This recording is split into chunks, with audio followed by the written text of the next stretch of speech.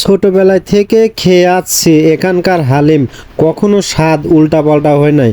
এখানকার ঝোলের যা স্বাদ তা আপনি পাবনা শহরে কোথাও হালিম এত স্বাদ পাবেন না। আমি পাবনায় অনেক জায়গায় হালিম খেয়েছি, এখানকার মতো স্বাদ আসলে কোথাও পাই নাই। যদি বিশ্বাস না হয় তাহলে আপনি লঞ্চঘাট এসে হালিম খাবেন। যদি ভালো না লাগে তাহলে অবশ্যই আমার কমেন্টে এসে একটা বকা দিয়ে যাবেন।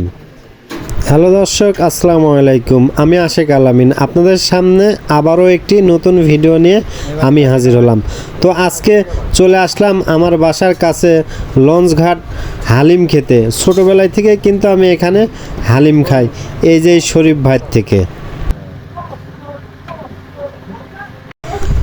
আমাদের যেই বাটি হালিম দিচ্ছে সেই বাটি হালিমের দাম 70 টাকা, আর আমরা দুই পিস করে রুটি নিচ্ছি।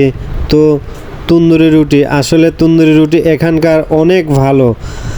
তন্দুরি রুটি পাবনার মধ্যে সেরা কিনা এখানকার আমি জানি না, তবে এখানকার হালিম পাবনার মধ্যে সেরা।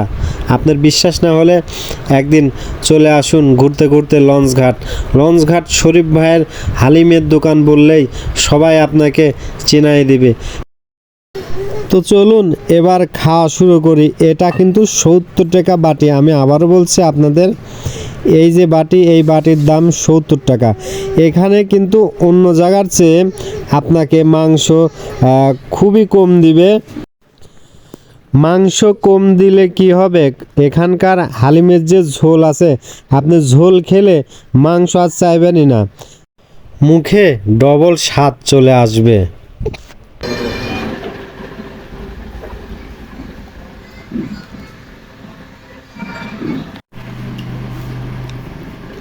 যদি লঞ্চঘাট কেউ না চেনেন, এটা পাবনা সদরে অবস্থিত।